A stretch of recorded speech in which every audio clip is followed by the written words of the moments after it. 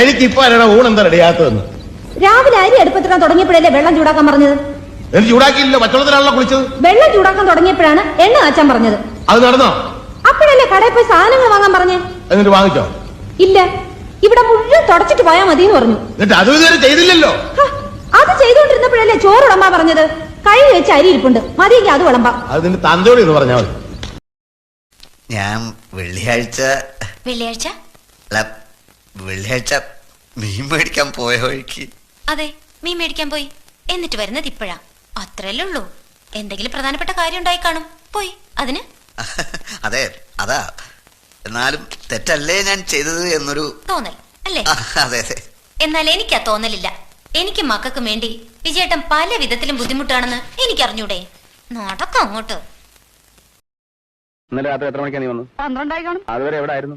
Working committee meeting ഉണ്ടായിരുന്നു. പഠിക്കാനാണോ മീറ്റിംഗുകളിലാണോ നിന്റെ work? ഞങ്ങൾ അസ്വസ്ഥരാണ്. ഈ വ്യവസ്ഥിതിയിൽ ഞങ്ങൾക്ക് വിശ്വാസമില്ല. ഞങ്ങളോ? അതെ, പുതിയ തലമുറ, ചിന്തിക്കുന്ന തലമുറ. ഹുമയൂണിന്റെ ഭരണപരിഷ്കാരങ്ങളോ ക്വീൻസാങ്ങിന്റെ യാത്രാവിവരണങ്ങളോ മനപ്പാടമാക്കിയിട്ട് ഒരു കാര്യമില്ല. പരീക്ഷാ പേപ്പറും മാർക്കിലും ഒക്കെ നിർത്തിയിട്ട് IQ നോക്കട്ടെ. ഞാൻ പറയുന്ന ഡയലോഗ് അതുപോലെ നിങ്ങൾ പറയണം.